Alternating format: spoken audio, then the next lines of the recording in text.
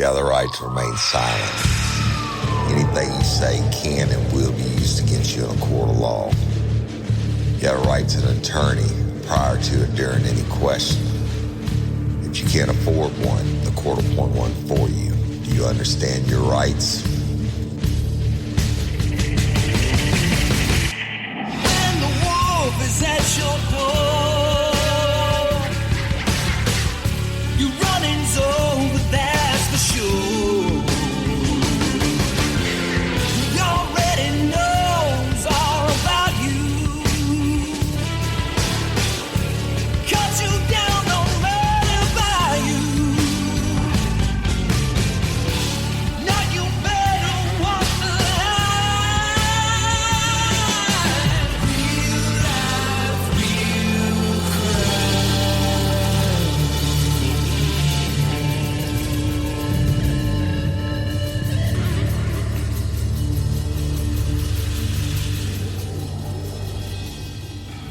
real Warning.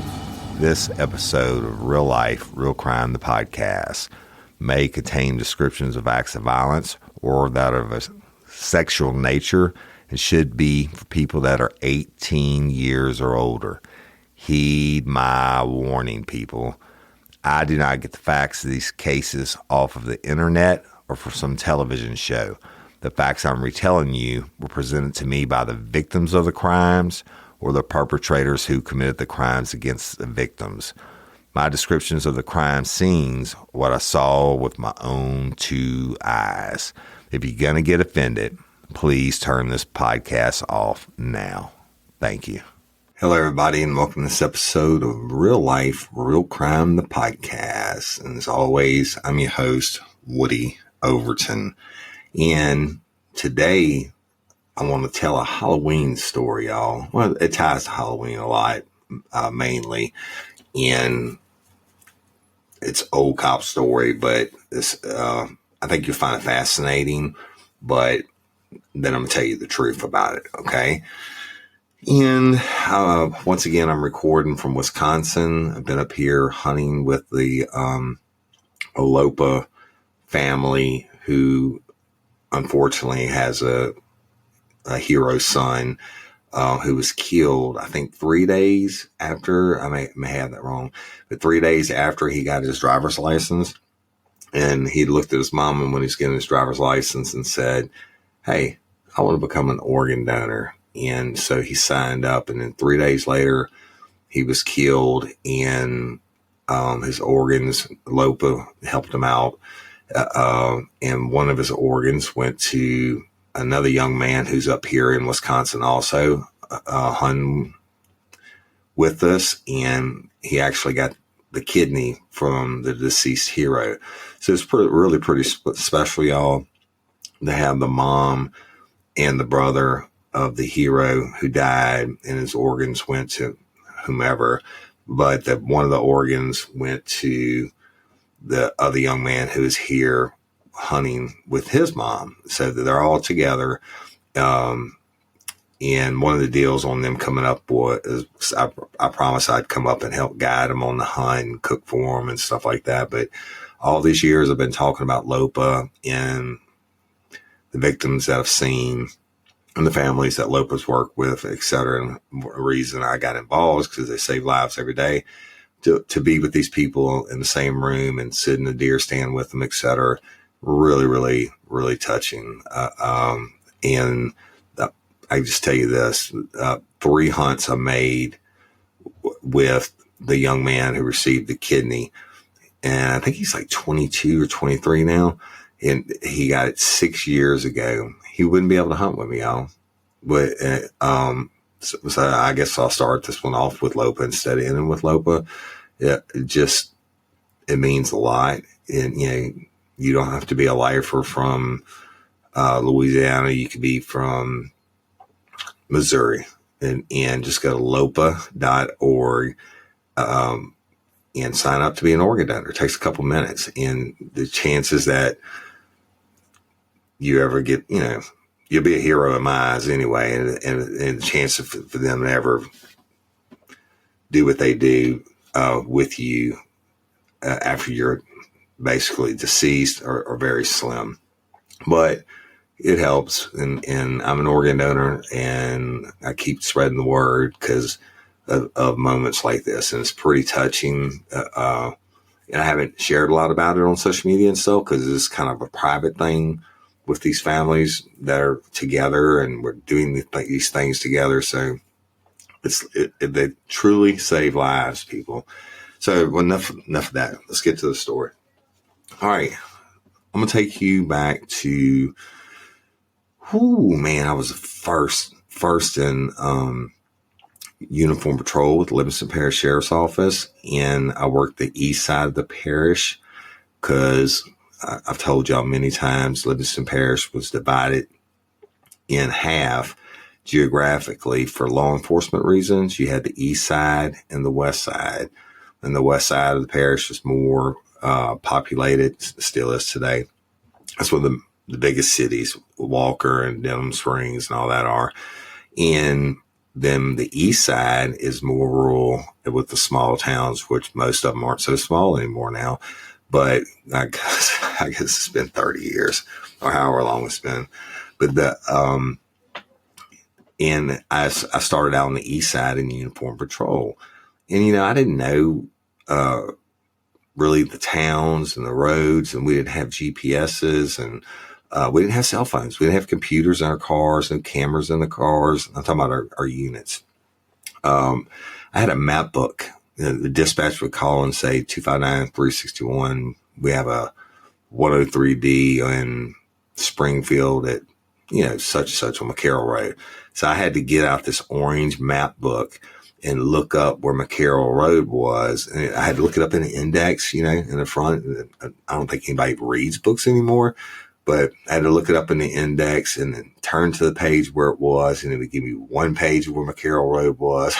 And then you had to follow it out and reference pages of how to get to McCarroll Road and all that. It's freaking crazy how far technology has come and been advanced. But the small towns, look, when you work the east side, you're supposed to have 3 per shift back then. And now they probably have 30 or more.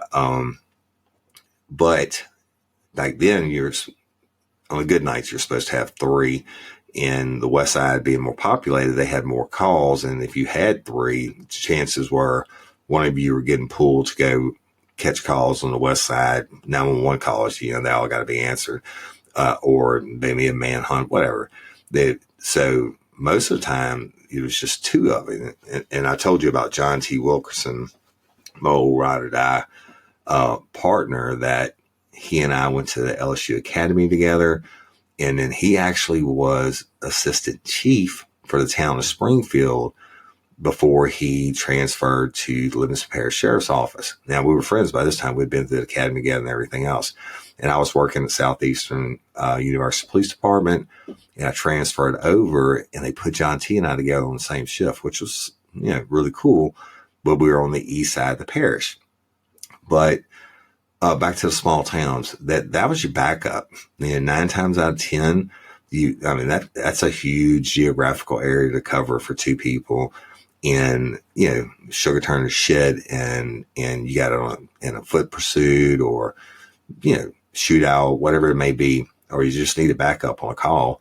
The town guys were, meaning the police officers for the Livingston Police Department or the Albany Police Department, like my dear friend Leon Winstead, who's now deceased, died. He died right after COVID. But I give the eulogy at his, not only did I give the eulogy at his funeral, but I was also the best man in his wedding with Miss Flo, who's a real sweetheart. But that was your backup. The Killian Police Department might have had one person on. Springfield would have one on. Albany would have one on. Most of them were part-timers. Like Leon, he didn't have to do it. He just did it because he loved the job. And who else? The French Settlement Police Department. That was it. You didn't have anybody else. And wherever you're at, they would send, most of the time those guys weren't busy. They were like writing tickets and stuff. And then they would come and roll and back you up. Well, sometimes it worked the other way. sometimes the town guys sugar turned to shit and they needed back up, and we were able to back them up. Now, why am I telling you this story? We would also hang out with the town cops that, when it was slow, we didn't have anything to do. We'd pull like in the bank parking lot. I'm going to give an example. In Springfield late at night, and there was nothing going on then. There were no fast food restaurants or anything like that. And we'd pull up in the bank parking lot and we'd get out. And I probably shouldn't tell a story. I think I have that before. We would have quick draw contests. Terry Sanchez was one of them that worked there then. He works for Hammond PD now. I think he's a detective. But we would line up in the parking lot and, make our weapons safe, meaning unload them, and we'd check each other's weapons, make sure they're unloaded, and then we'd have quick draw contests. We'd stand there like wide earp and see who could draw their weapon the fastest, pointing away. We'd be in a line and draw and see who could draw the weapon the fastest. But you just kill time together, and so you become very close. You work together all the time. And I keep going back to Springfield in this story for a reason, and this is a Halloween edition, y'all. I don't remember exactly what happened the first time. I know we used to run between like what they call the horseshoe in Springfield and another part of Springfield that there were two areas where narcotics were sold. Best people in the world live down there. Some of the shittiest people in the world live down there. But you catch people coming out of these neighborhoods late, especially late at night, and they would just bought dope, and we'd go down there and harass the dope dealers and basically just hunt them in, harass the dope dealers, go down there and get into foot pursuits and vehicle pursuits. And this was when the call volume was down and we were kind of bored and we were just having our own fun. It really was fun. So many times now, I wish I could go back all those years and put on a uniform again and climb in that old blue and white mark unit and just go 10-8, just go on duty in service and have some fucking fun. But life happens, right? So back to it. Springfield is on the far eastern side of Tangipahoa Parish. Actually, there's a bridge that you cross over right outside the town of Springfield. There is a red light in Springfield. It's a 3-way. And if you go due east, you cross into Tangipahoa Parish. But the bank, if you come into Livingston Parish, the bank was right there on the right. And then you would take a right on, it's 22. I think it's Highway 42. 22 meets 42 there. And you take the right, and then it's Main Street in Springfield. You have the bank, and then it's Main Street, and right across the street from the bank is the police department, Springfield PD. And if you keep going west on 42, there's a Springfield Cemetery on your right, and then you're pretty much out of the city limits after that. Spark something uncommon this holiday with just the right gift from Uncommon Goods. The busy holiday season is here, and Uncommon Goods makes it less stressful with incredible hand-picked gifts for everyone on your list, all in one spot. Gifts that spark joy, wonder, delight, and that's exactly what I wanted feeling. Hey, y'all, I ordered a super cool piece. It's a candle with a sculpture of LSU's Tiger Stadium on top of it. And each officially licensed laser cut wooden replica features up to 4 layers of detail, creating a bird's eye view of a specific football field, seating section, and more. And every label includes your stadium's name, the team's logo, and school location. And it has a coconut, soy, vegan wax infused with sandalwood smell that creates tailgates and touchdowns scent profile, reminiscent of game day. It's invigorating like fresh cut grass and nostalgic like smoke from a pre-game grill, and calming like the crisp autumn air of a new semester on campus. Y'all, I love it. I have it at the base of my TV, and I'm ready to watch the Tigers play on Saturday night, right? Uncommon Goods. Look, when you shop at Uncommon Goods, you're supporting artists and small independent businesses. And many of their handcrafted products are made in small batches. So shop now before they sell out this holiday season. Uncommon Goods looks for products that are high quality, unique, and often handmade or made in the U.S.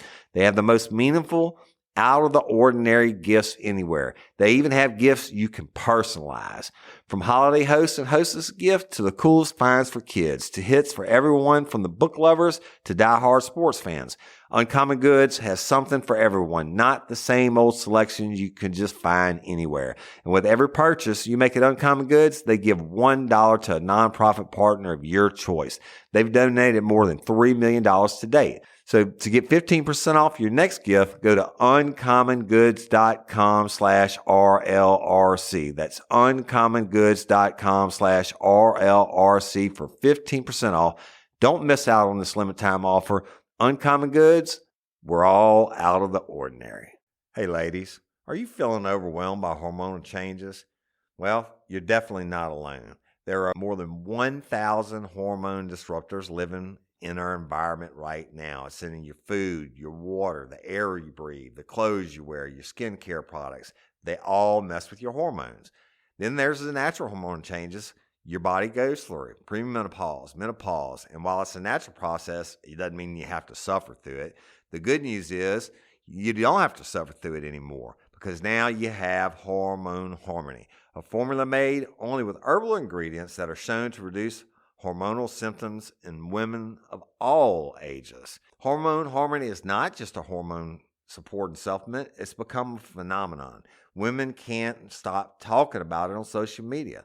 A bottle of Hormone Harmony is sold every 24 seconds. And the biggest benefit? Well, my wife says it makes her feel like her own self again.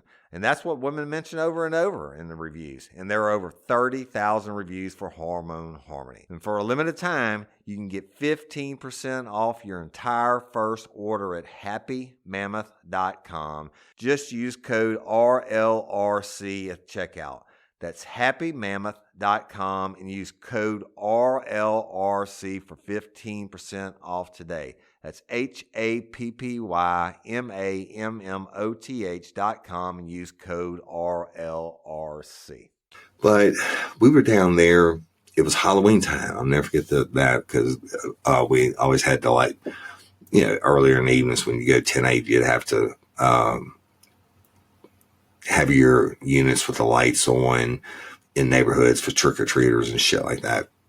But I forget what night of the week it was. It was later on in the night, and I was close to Springfield, and I believe it was Terry Sanchez that was 10-8, and I heard him say 259 or SP3 to 259, meaning Springfield 3. That was his unit number. 259 being dispatch. He said, I'm going to be out at the Springfield Cemetery. And I was close. I was actually coming into Springfield. I saw him turn into the cemetery. Well, there were some cars parked there. Now, Springfield is an old ass town, old small community. I forget. I think mid 1800s, but definitely before this. I think it was before the Civil War. They call it the village of Springfield.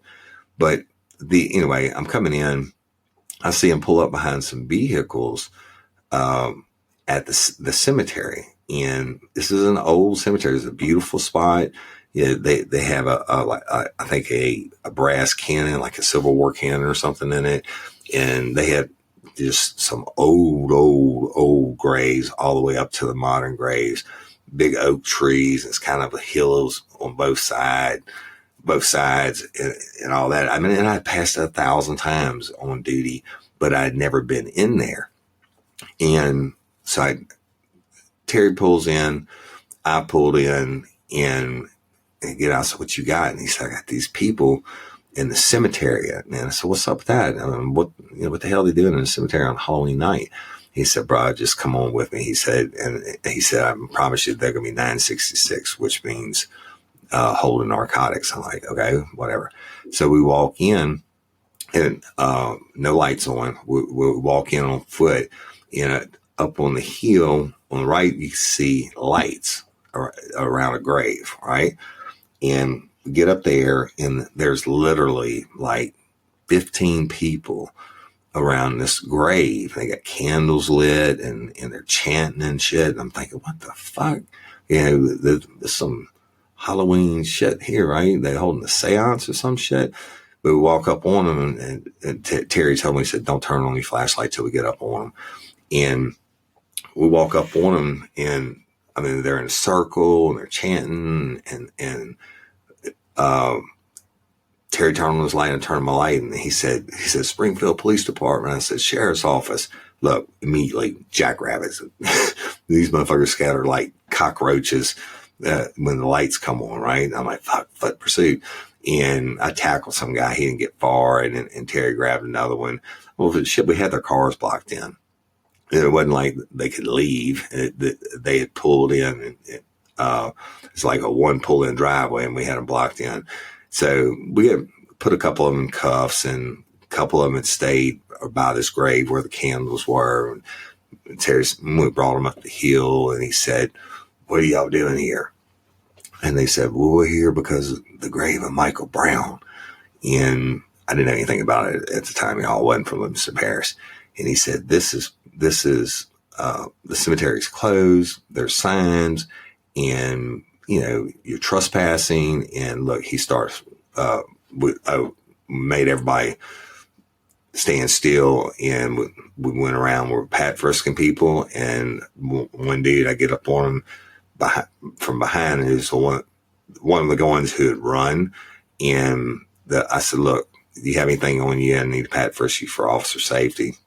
This is before the interrogation began.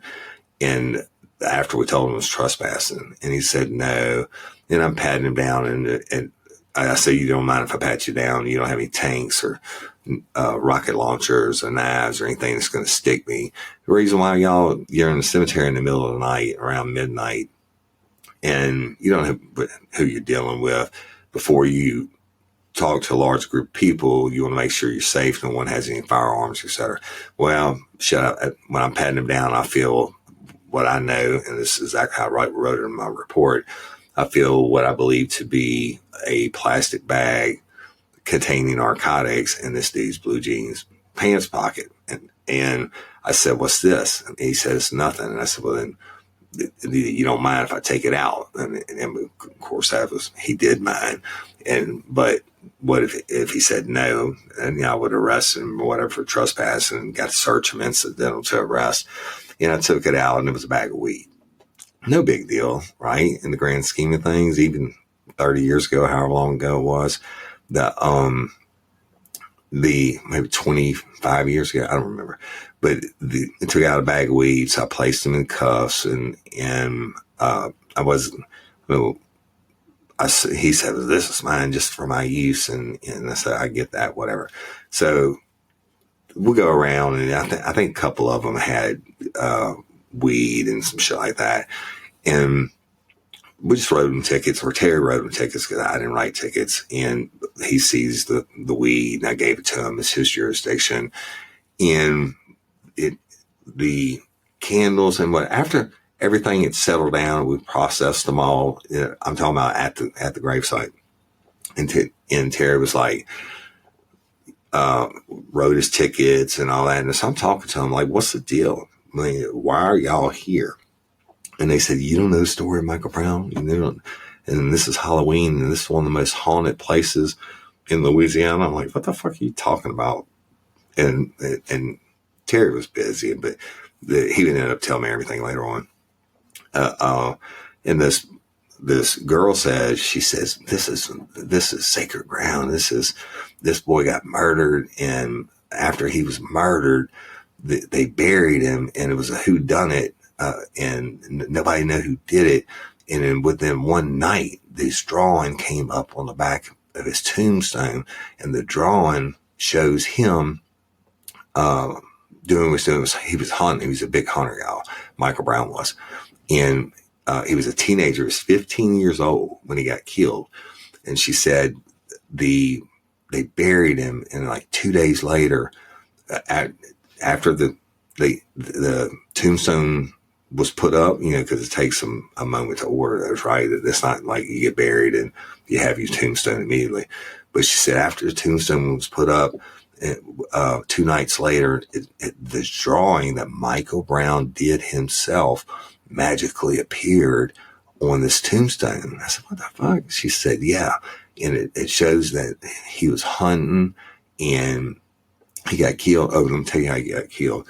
He was, I think he was 15 years old, if I remember correctly.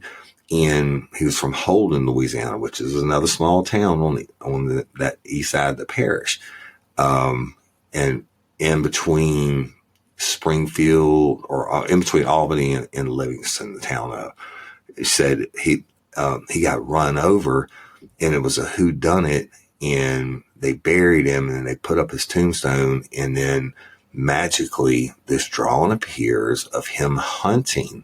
It's like a childlike drawing, y'all, and I'll post it. It was really kind of freaky. That said, it shows him hunting and doing all this stuff. It looks like a kid's drawing, like, a kid drew this. I mean, a younger kid than a 15-year-old. It's just like stick people and shit. It said, and it told it shows how he died, and it told who it was that hit him, who ran over him. And it was unsolved until this showed up. And then the cops used this information once they found out people were coming out here and what was on the tombstone. They used the information to go question the guy who ran over him, and the guy confessed. I was like, what the fuck? And I look at Terry, and he's like shaking his head. And I said, so why y'all come out here? Why? She said, because it's haunted. His spirit came from the dead, and he solved his own crime. And let me see if I can find an article on it while we're talking. Type it in on the phone. It said, he did. I'm like, fuck, that's kind of freaky, right? And I was thinking to myself, and it's Halloween night, and we're in the middle of the cemetery, and it's dark as fuck, and the people they're adamant about this, and there's candles burning and all this stuff.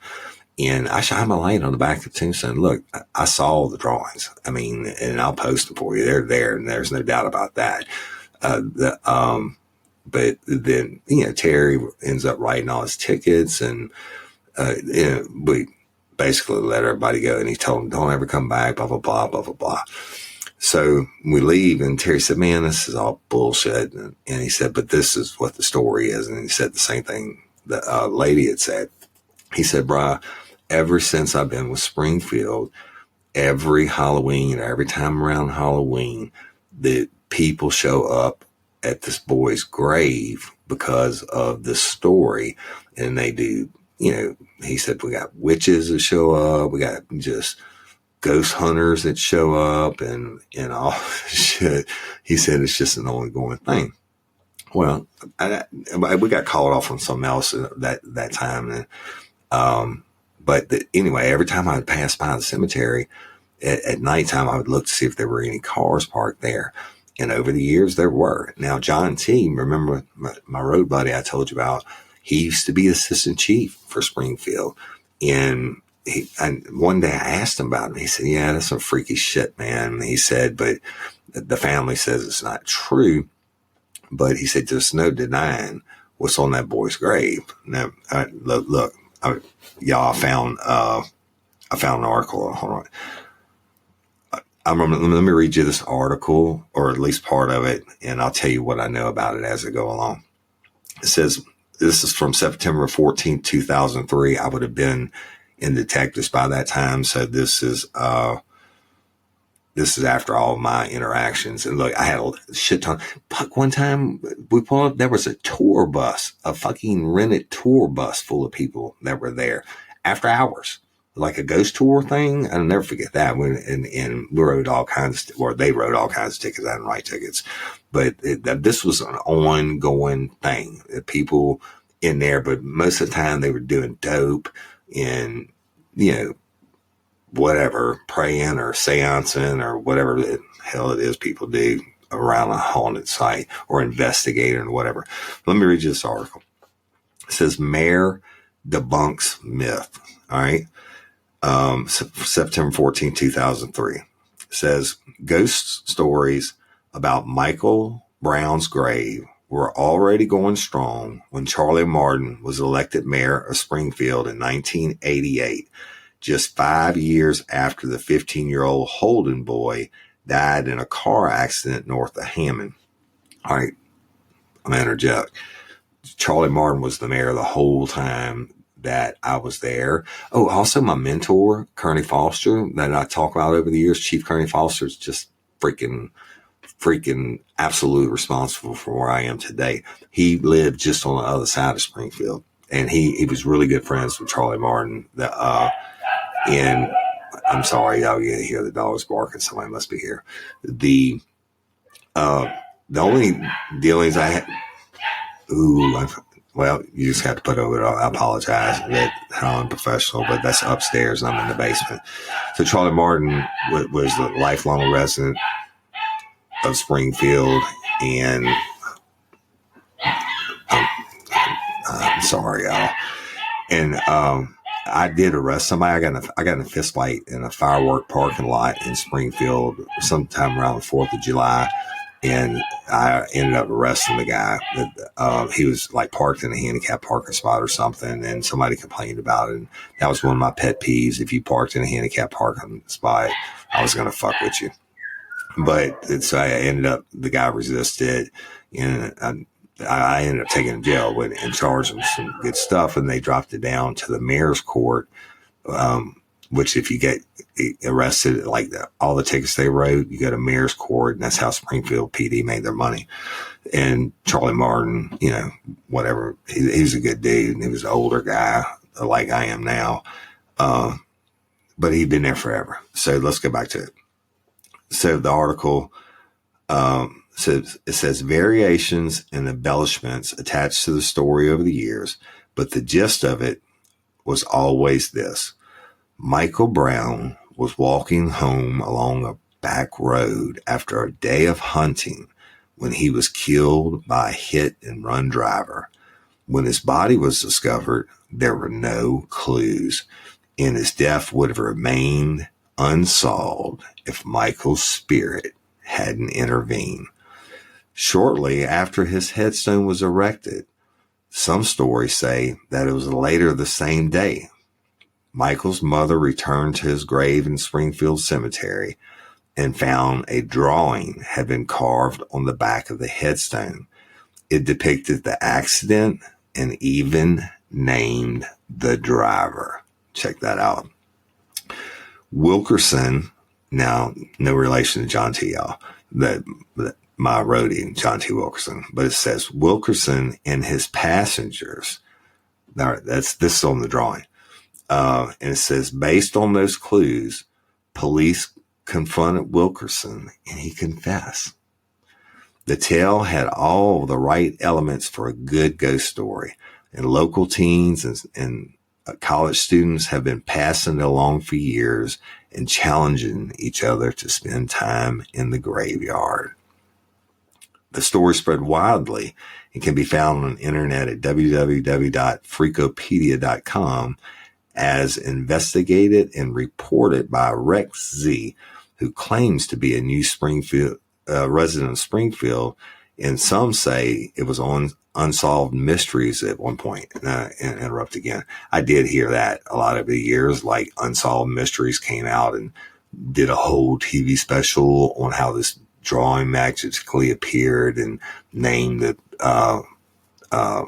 It's a kid's drawing and named the killer, and that the case was unsolved. But that's bullshit. I can tell you that right now, because I tried to look it up even back in the day, one day around Halloween when it was on my mind, and I couldn't find anything on Unsolved Mysteries. All right, but back to it. So some say it was on Unsolved Mysteries at one point, but no one can name the date, and the producers for Unsolved Mysteries say it isn't so. But Mayor Martin laughed at the spooky going-ons, as did other adults with good sense, and he would have considered them harmless fun were it not for the trash left behind by party thrill-seeking candle wax on the headstone, wrappers from snacks and fast foods, crushed beer cans, and dozens of cigarette butts in traces that became increasingly hard to ignore. Now, fuck. If you're going to go to the cemetery, be fucking respectful, right? I mean, that's where people go to visit their loved ones. I don't go to cemeteries myself, and not even for my own family, but this is not something I do. I believe if you're gone, you're gone. But a lot of people get peace and solace from that, right? So basically, these people were going out there and throwing a party on this boy's grave. So back to it. In 1997, about 2 years after his own son had died, Martin and his wife were visiting his son's grave when they were approached by Mary Anthony, who's Michael Brown's sister. Vandals had knocked over her brother's headstone, and she needed help lifting it back on the coping, or however you say it. The Martins asked her if there was any truth to the stories. That's Mr. Charlie Martin and his wife. And she said they were completely false. And she'd been telling people that for years when she encountered the Martins at Michael's grave. She said, but the people didn't seem to believe her. Mayor Martin added his voice to the denials then, but got no better results. The visitors kept coming, wearing a path through the grass of the cemetery and desecrated not only Michael's grave, but also others nearby. After police made a few drug busts there, and that would be yours truly, because I did several over the years, aldermen considered locking the gates, but instead passed an ordinance against loitering in the cemetery between 8 p.m. and 6 a.m. Since then, they issue 15 to 20 citations a month, y'all. That's year round. So this is after, my time. I guess they just pretty much catch them, one every 2 days, people in the cemetery. Anyway, so they issue 15 to 20 citations a month, Martin said, but the night visitors have kept coming and legal visitors during the daytime as well. I didn't think about that. Reporters approached Martin several times over the years, but he had forgotten Anthony's name and never pursued it until he was contacted this year. And with a little research, he discovered that Gertrude Wilkerson, Michael Brown's mother, had ordered his headstone from Louisiana Memorials. Hey, y'all, let me tell you about Gobble. All Gobble meal kits are pre-prepped. That means less work for you and less waste in your kitchen. Their meal kits include everything you need so you can save time at the store or just skip that trip entirely. I got the box in and I had 3 different meals. I had a Kung Pao chicken, crispy fish tacos, and a beef bourguignon, however you say it. But let me tell you about the classic beef bourguignon. Look, it came with beef pot roast and a beef broth concentrate, red wine demi-glace, cremini mushrooms, cipollone onions, mashed potatoes, baby carrots, and rosemary thyme butter. It was so easy to make. Literally like 15 minutes it took Cindy. And let me tell you something. All the dishes were fire, but this thing was like a taste explosion in my mouth. It's just unreal. We've got to spend more time together and more time doing the things we love because everything came in this one single box right to my door. So see what a difference Gobble will make for your household. Right now, they're offering my listeners a fantastic limited time deal. You get $120 off across 4 boxes plus free shipping and free cookies. And let me tell you, those cookies, I ate one that was sin baked and it was delicious. Go to gobble.com/reallife. That's GOBBLE.com/real-life for $120 off your first 4 boxes. This offer is not available on the home site, so don't miss out. This is genius. It's taste explosions in your mouth like you never had. He contacted her and suggested a meeting with local media to debunk the myth. She was reluctant at first, fearing that if you put a lot of light on something that's nonsense, it just gets worse. But she came, and Mary Anthony came with her. I moved out to Los Angeles in 1987, Wilkerson said, and before I left, we found candles and candy and such, but I never realized it was such an issue. I remember thinking that Michael loved people and found good in everybody, so he was probably sitting up there having a ball. But when Wilkerson returned to Holden in 1996, she discovered that her daughters, Anthony and Pamela, that's kind of a strange name for a girl, Anthony and Pamela Hoover, had been shielding her from the worst of it. I went 4 or 5 times a year, and 2 out of the 3 times I would go, I would find people there, Anthony said, and I always found litter. I would put angels on the coping, and they would be broken. I had to buy about 80 pounds of potting soil a year to fill it in. I guess y'all, that is because they trample the grave so much. With evident contempt for the people who have been desecrating her son's grave, Wilkerson said, I'll probably never stoop so low as to let them bother me. I don't believe in ghosts or goblins or anything. This is just so far-fetched because everything about his death was on TV, so there's no hidden secret. They can pull the accident report and they meet. I don't know how this could start. There might be someone, God forbid, that the person I'm thinking of started this to get attention.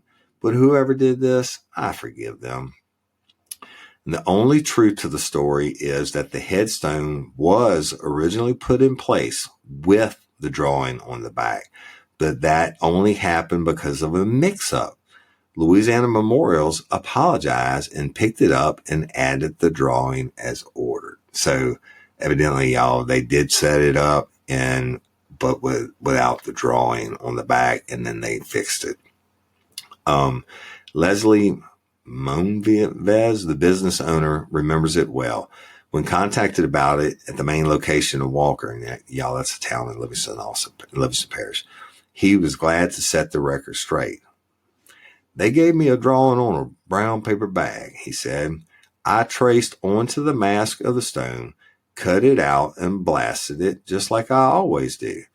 When I heard the stories, I told people the truth, but I didn't know what else to do about it. One of my men even ran into a tour bus over there while he was setting up a monument. He told them the true story, but they didn't believe him. So evidently somebody was making some cheddar, y'all, off running tour buses. I ran into a tour bus there too. This article continues. I don't know what the fuck that was. Article continues.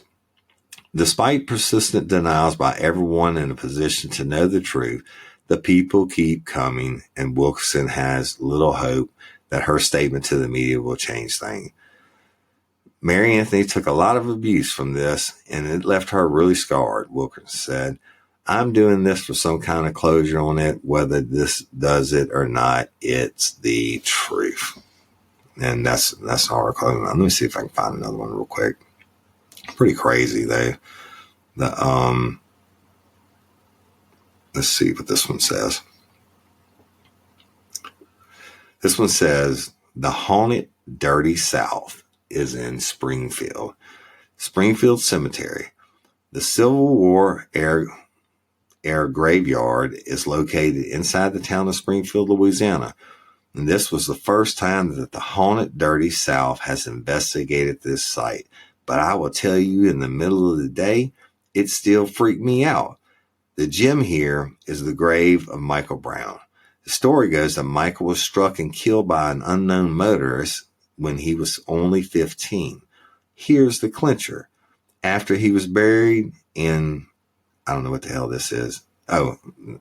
His tombstone put in place, a childlike drawing of his death appeared, etched in the stone on the back of the grave. And this is one of the creepiest sites we've visited. My heart is still pounding. And that was from the haunted, dirty South. Let's see if I can reach another one. I guess I could see where, people want to believe in shit and do whatever. Let's see if I have one more. That's the same one. Hold on. One more. Good old Halloween story, I guess. Fuck. I erased it. Hold on.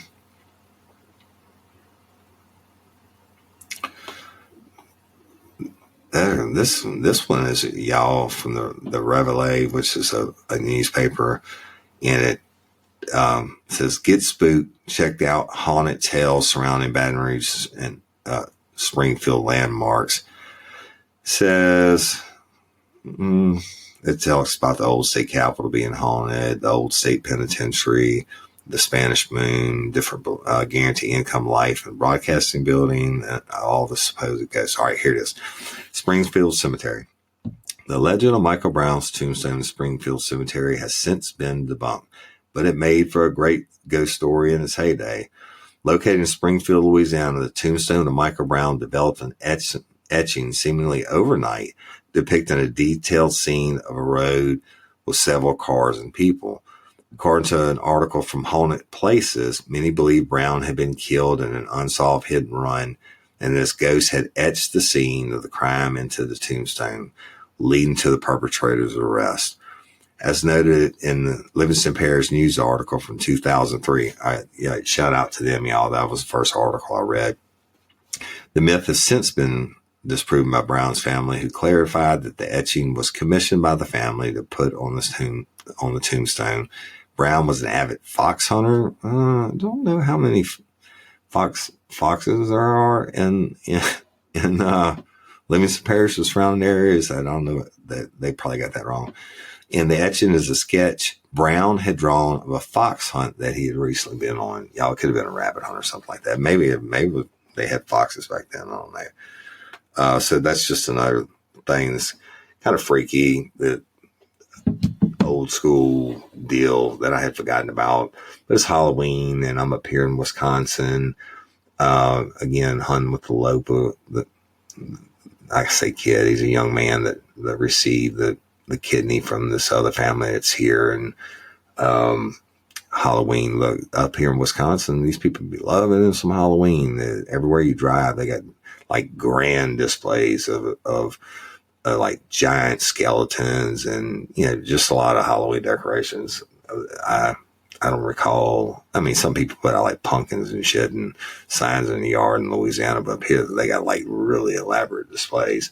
And Halloween is today, the day that you're getting this. And I don't know, want to bring you something different. And appreciate y'all for listening. And I'm sitting in the basement and freeze my ass off. About to take a shower and go watch some football. But I'll be headed back to the great state of Louisiana tonight after. I'm not watching football. I'm recording this on Sunday, y'all. But I'll be headed back Tuesday night, by the time you hear this recording, I'll probably be on my way back. 16-hour drive.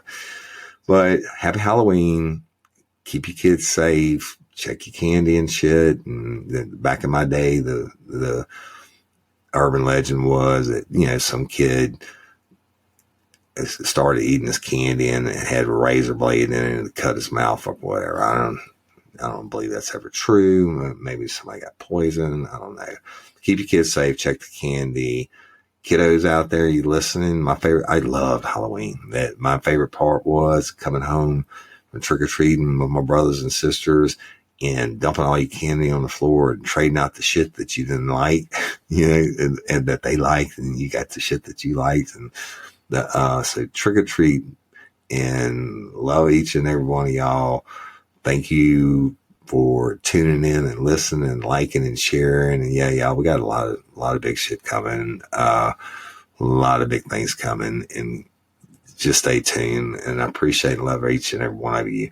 Patreon members, convicts, Apple subscribers, I got something special coming for you. If you want to be a subscriber to Real Life, Real Crime, and get the bonus episodes and commercial-free episodes and early releases and all that stuff, you can go to patreon.com, type in Real Life, Real Crime, or in the Real Life, Real Crime community app. Our subscribers, I call them convicts. I affectionately call them convicts. You can do it there. Or if you are an Apple subscriber and that's the new thing that we have, that you go to listen to Real Life Real Crime through Apple, and you want the bonus stuff and don't want to listen to commercials. And we give some cool stuff, like Cindy sends out like stickers and different things. Just go in there and read about the different tier levels if you want to subscribe. And we appreciate each and every one of y'all. Hey, you can't be a Patreon or Convict or Apple subscriber. I get it. I love each and every one of you just as much, right? And I wouldn't be doing this if I didn't have lifers. We wouldn't have won all the awards and wouldn't have my own TV show coming and all these different things if you people hadn't supported me these past 6 years. So I love and appreciate each and every one of you. Thank you so much. Have a happy Halloween. And I'm Woody Overton, your host of Real Life Real Crime, the podcast. And until next time or ever, especially on Halloween, don't let me catch you down on Murder Bayou. Peace.